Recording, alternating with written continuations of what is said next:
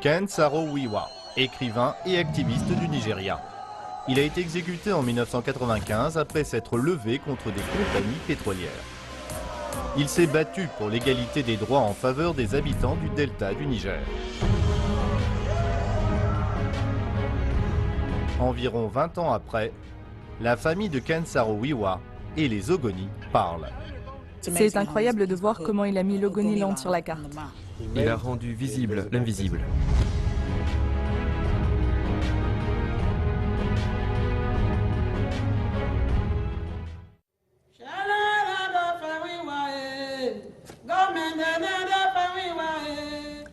Je n'aurais jamais imaginé ça.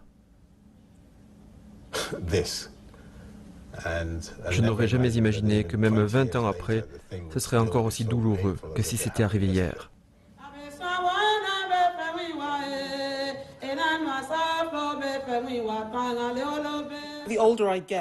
Je pense que plus je vieillis et plus j'ai de l'estime pour le courage de mon père. Vous êtes conscient de ces choses à 19 ans.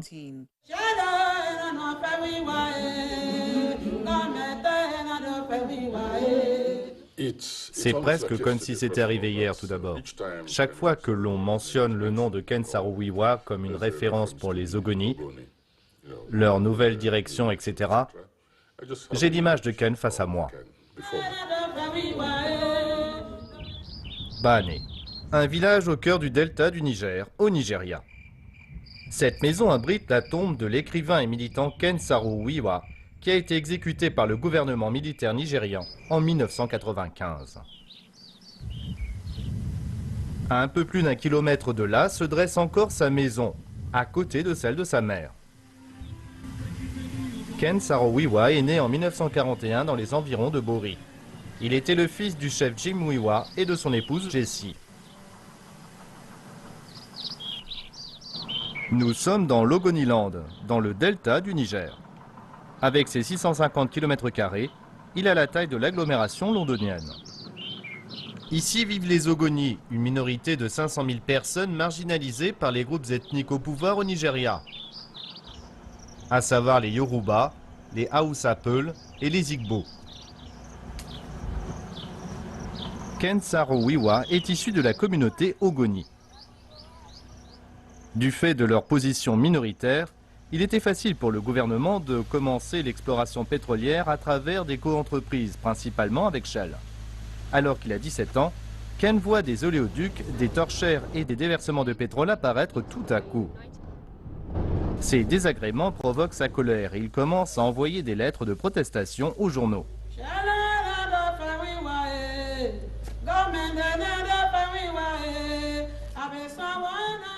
Cela suscite l'intérêt de Ken pour l'écriture. Il veut partir étudier l'anglais, mais la guerre du Biafra qui fait rage dans le delta du Niger de 1967 à 1970 l'en empêche. Ensuite, grâce à son intelligence, Ken Saro-Wiwa devient un administrateur pour le gouvernement local. Mais il est licencié parce qu'il attire l'attention sur les compagnies pétrolières qui exploitent son Ogoniland natal. Pour pouvoir se nourrir, il travaille alors dans l'immobilier à Port Harcourt. Il était forcé de faire des affaires, c'est pourquoi il n'avait aucun appétit naturel. Il est devenu un homme d'affaires qui réussissait modérément. Il aurait pu réussir beaucoup mieux parce qu'il était proche de tous les dirigeants et des élites du Nigeria à cette époque. Il aurait pu utiliser cela pour en tirer profit, et pour des raisons qui lui appartenaient, il ne l'a pas fait. Le tournant pour Ken Saro-Wiwa se produit quand, à nouveau, désespérément à la recherche de revenus, il commence à produire la sitcom Bassey & Company, grâce à l'expérience qu'il a acquise en produisant des feuilletons radiophoniques plus tôt dans les années 1990. Cette parodie de la société nigériane corrompue est encore l'émission de télévision la plus regardée au Nigeria.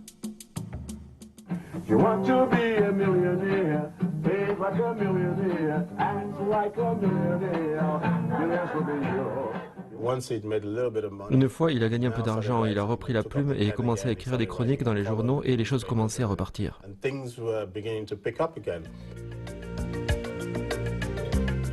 Dans ses nouveaux livres, il critique le gouvernement corrompu et sa préoccupation pour les minorités comme les Ogoni. Mais en dépit des vents qui tournent, son fils Ken décrit son père comme malheureux. Il était frustré parce qu'il n'était pas publié en dehors du Nigeria. Il devait publier à compte d'auteur et ses idées se diffusaient peu, même si 30 millions de personnes regardaient Bassi & compagnie, même s'il écrivait une chronique dans le Sunday Times, Punch, le Vanguard.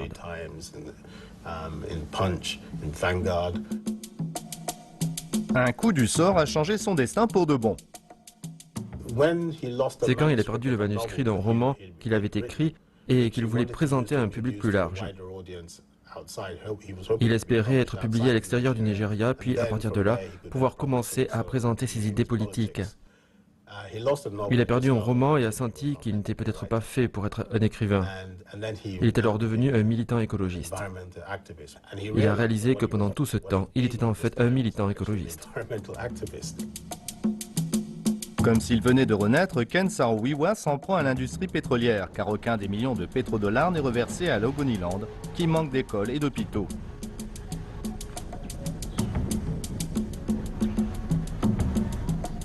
Ken devient cofondateur du MOSOP, le mouvement pour la survie du peuple Ogoni.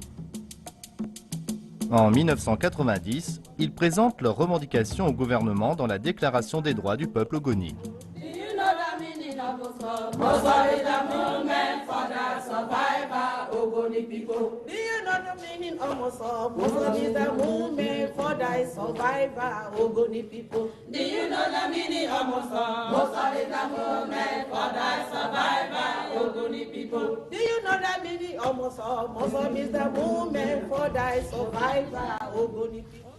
Ken Saro-Wiwa veut d'abord montrer la Déclaration des droits du peuple Ogoni à l'écrivain Wole Soyinka, lauréat du prix Nobel de littérature en 1986. Ken Jr. a alors 14 ans. Il est enthousiaste à l'idée de voir l'écrivain, mais il ne sait pas que son père va lui parler de la Déclaration des droits des Ogoni. Mon père ne perdait jamais une occasion de parler de la question des Ogoni. J'étais là et il était en train d'en parler une nouvelle fois.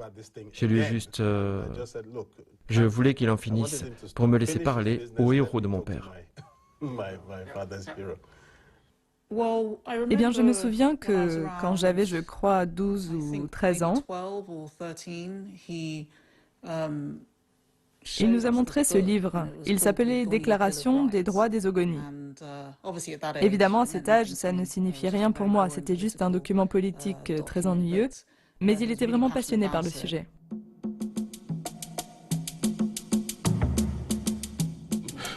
Ils ont fait leur devoir et ils ont aussi fait leur plan pour l'avenir du peuple Ogoni. Ce n'était pas le genre de déclaration à s'attarder sur l'idéologie, non.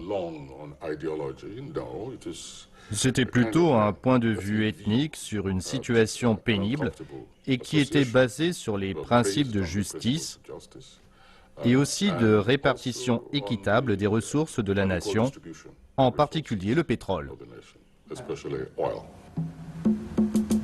Ken Saro-Wiwa commence à sacrifier de plus en plus de temps à la cause des Ogoni.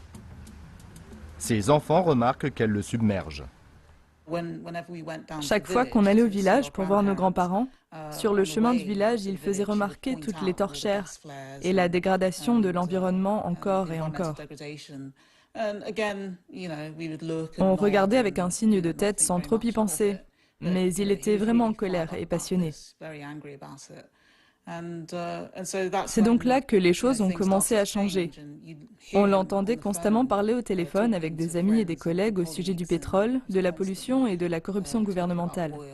À la fin de mon adolescence, je savais qu'il était devenu obsédé par cette question. Il n'avait plus d'autres sujets de conversation. Si des gens venaient à la maison, c'était la chose dont ils allaient parler. Le gouvernement ne réagit pas à la déclaration des droits des Ogoni.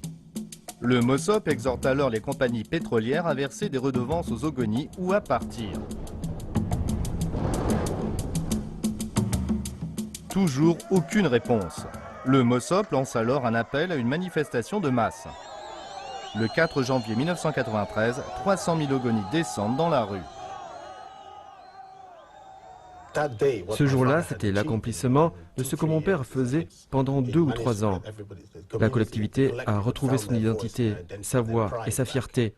Il disait toujours que c'était sa plus grande réalisation et il a écrit que s'il était mort ce jour-là, il serait mort heureux. Suite au mouvement de protestation, l'impensable se produit.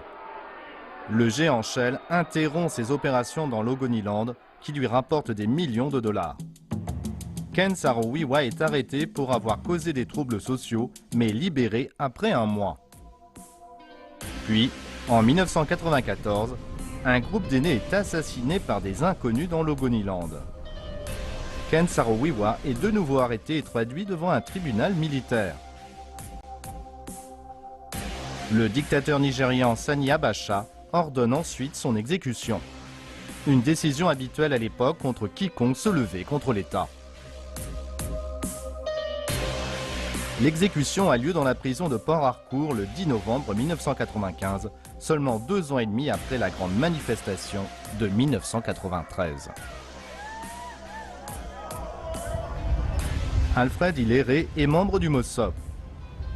Lors de l'exécution de Ken, il était dans la même prison de Port Harcourt pour avoir fait campagne contre le gouvernement. De sa cellule, Alfred a pu entendre la déclaration qu'a faite Ken Saro-Wiwa avant d'être conduit à la potence. Il a dit « Quel est donc ce pays qui repose sur le meurtre de ses illustres citoyens? Qu'ai-je fait pour mériter la mort? Sinon d'avoir dit la vérité. J'ai parlé pour les droits de mon peuple. Si ma mort peut libérer mon peuple, Seigneur, permets-moi de mourir. Prends mon âme, mais la lutte continue. » L'exécution de Ken Saro-Wiwa est condamnée par la communauté nationale et internationale. Avant, il était déjà célèbre à l'échelle internationale en raison du retrait de Shell de l'Ogoniland et de son courage pour s'être levé contre les dirigeants militaires. J'ai dit hier que je pensais que c'était un procès inéquitable, un mauvais verdict et une sentence injuste, maintenant suivie par un assassinat judiciaire. Je pense que nous sommes tous en Afrique écœurés par ce qui est arrivé. C'est non seulement tout à fait horrible, mais totalement irrespectueux pour nous tous qui avons essayé d'aider le Nigeria à sortir de cette situation dans laquelle il se trouve.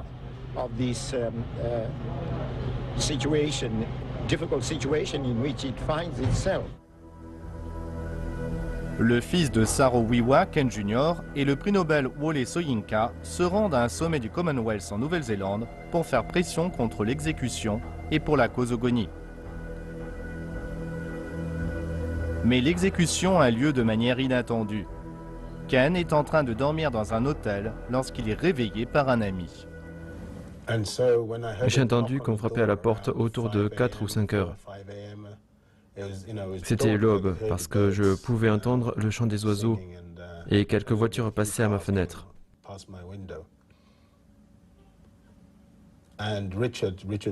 C'était Richard Buller, l'activiste australien qui était avec nous depuis des mois et qui était une sorte de guide pendant cette période.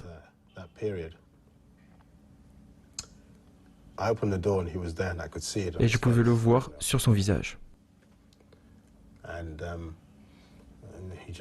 Dès qu'il me l'a dit, je me suis retourné et j'ai commencé à m'habiller, l'air absent. Vous repoussez ça. J'ai rangé mes vêtements. Il fallait que je parte. Je ne savais même pas où j'allais. Je n'écoutais pas tout ce qu'il disait au sujet des vols.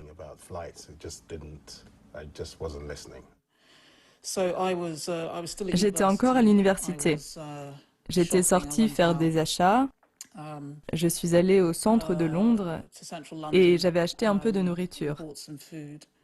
À cette époque, il n'y avait pas de téléphone mobile. J'étais dehors toute la journée et je suis revenue à environ 7 heures du soir. Et ma colocataire avait laissé un mot disant que je devais appeler ma mère. C'est là que j'ai su que quelque chose était arrivé.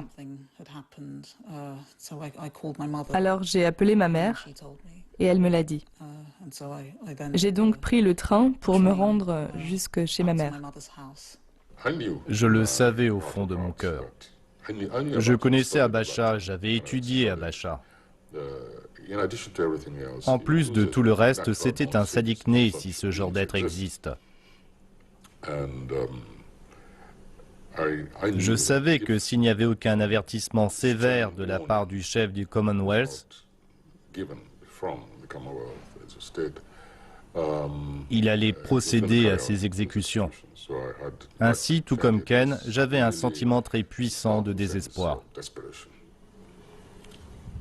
L'exécution entraîne la suspension du Nigeria au sein du Commonwealth pendant 3 ans et provoque une onde de choc dans l'Ogoniland.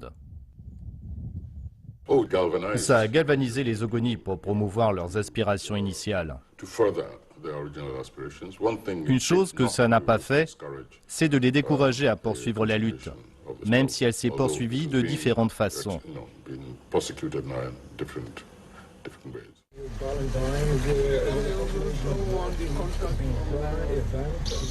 De nos jours, 20 ans après l'exécution de Ken, il n'y a toujours pas d'extraction pétrolière dans l'Ogoniland. De ces puits, aucun pétrole ne s'écoule vers des oléoducs qui se trouvaient ici. Mais il y a toujours l'oléoduc Transniger qui transporte 150 000 barils de pétrole par jour à partir d'autres champs pétrolifères.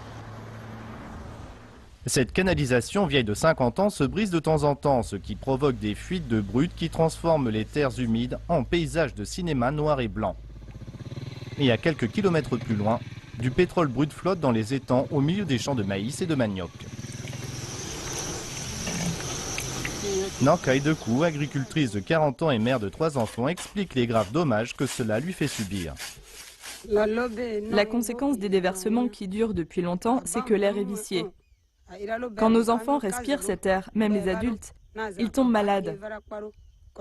On tombe aussi malade quand on boit l'eau contaminée. On lance un appel pour que quelque chose soit fait à ce sujet.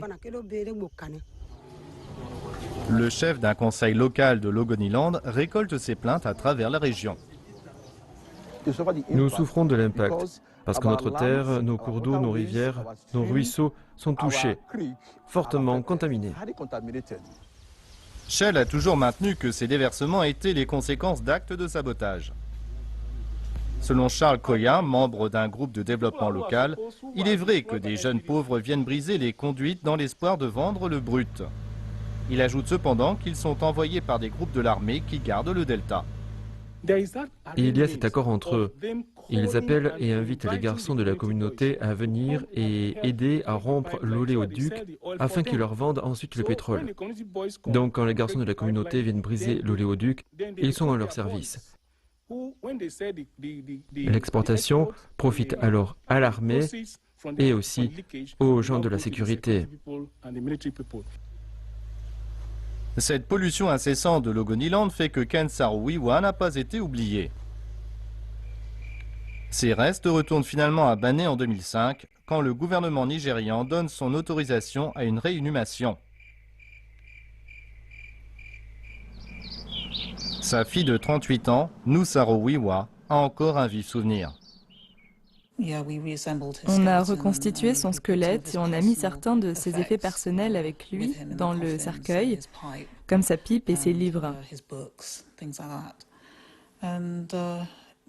Oui, c'était traumatisant au début.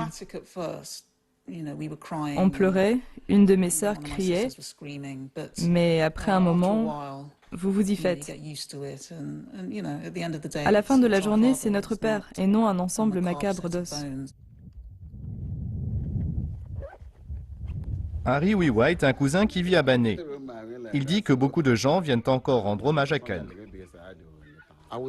Je dirais que le 10 novembre de chaque année, des gens viennent ici à Bané pour rendre visite à cette famille et se recueillir sur sa tombe, où ils rendent hommage à leur héros.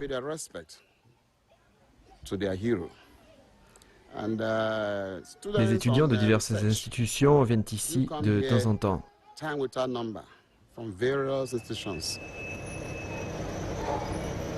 À Port Harcourt, au 24 Agri Road, se trouve encore son bureau qui a été transformé en musée privé par la famille. Sami Falana en est le conservateur.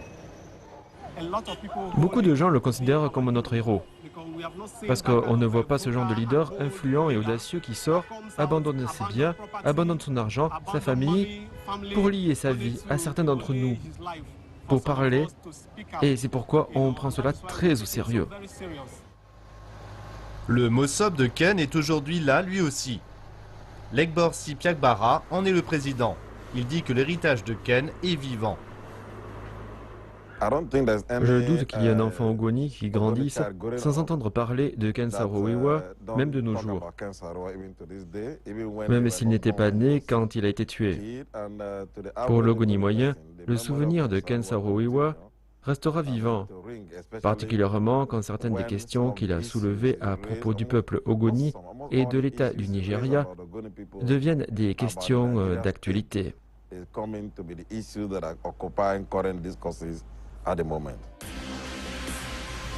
Pour le Mossop, un moment fort a été la venue pour expertise du PNUE, le programme des Nations Unies pour l'environnement.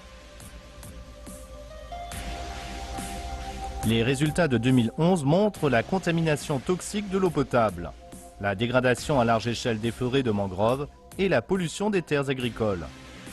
Tout cela à cause des déversements de pétrole depuis des décennies.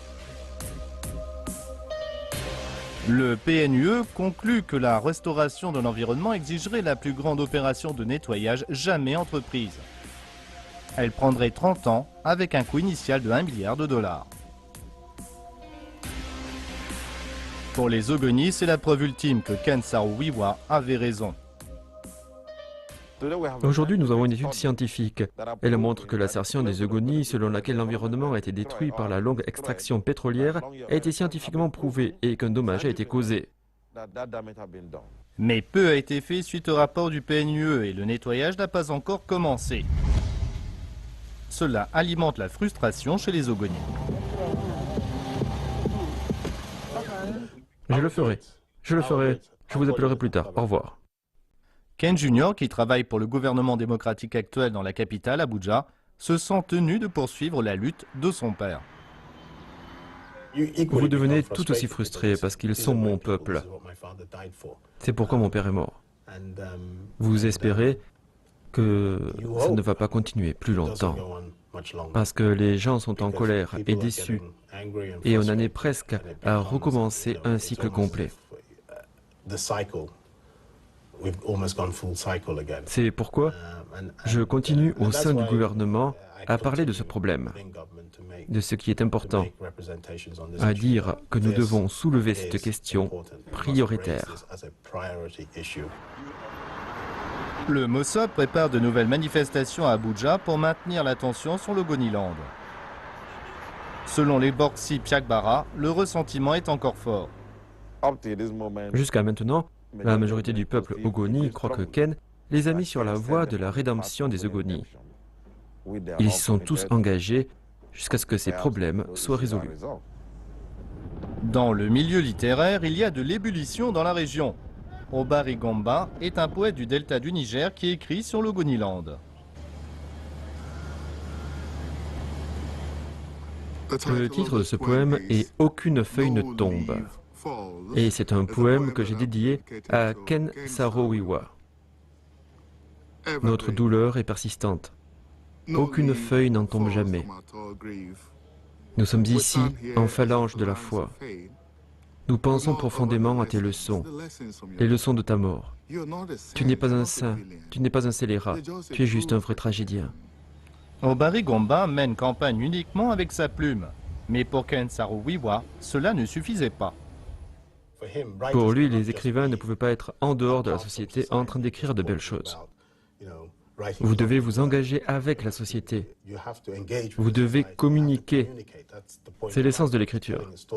C'est de raconter une histoire, et en racontant une histoire, vous captivez les lecteurs et vous les sensibilisez pour que ça change. Obari Gomba ne rejette pas la possibilité d'un engagement politique. Oui, parce que si les choses ne changent pas, alors que vous poussez les choses à changer, il peut arriver un moment où vous voulez vous investir davantage pour provoquer ces changements. C'est difficile de rester assis et dire que vous allez vivre dans le même modèle pendant le restant de vos jours. Non. Il pourrait y avoir un moment dans ma vie où je devienne une personne voyant la nécessité d'une mobilisation de masse à grande échelle. Des progrès doivent cependant être notés pour les Ogoni. En 2009, suite à l'action d'un groupe d'avocats américains, Shell règle un litige devant la justice en payant une indemnité de 15,5 millions de dollars à la communauté Ogoni. Je pense que le règlement de cette affaire constitue une sorte de victoire. Les compagnies pétrolières ne peuvent plus opérer dans une totale impunité comme elles le faisaient dans le passé. Et tout cela, nous le devons à mon père. Il a vraiment mis les Ogoni et la population sur la carte politique. Mais comme les recommandations du PNUE ne sont pas appliquées, vient la question de savoir si la lutte et le sacrifice de Ken Saro-Wiwa a vraiment fait la différence. Il a fait la différence pour les Ogoni, pour le delta du Niger, au Nigeria, dans l'ensemble du bouquet énergétique.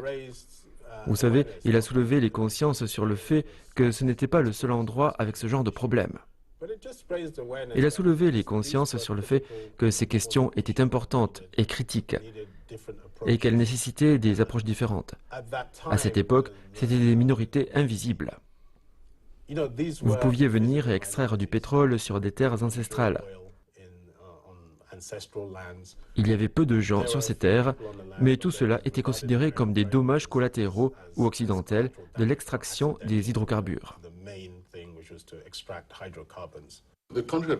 Avec succès, le pays est devenu sensibilisé à la lutte. Voilà ce que je suis en train de dire. Ce n'était plus une lutte Ogoni, c'était à la fois une reconnaissance internationale et la reconnaissance par le Nigeria lui-même de la situation dans l'Ogoniland.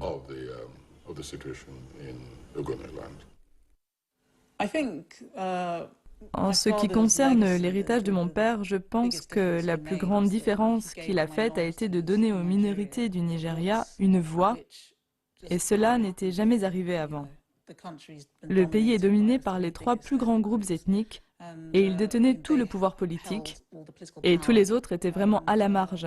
Et mon père a changé cela.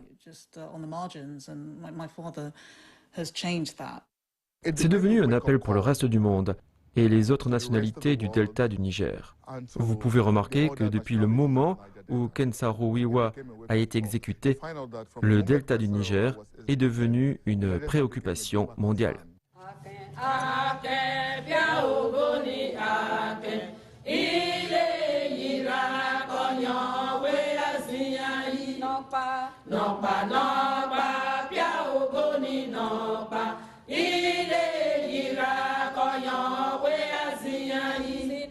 Sitam, sitam, ya ogoni sitam, ile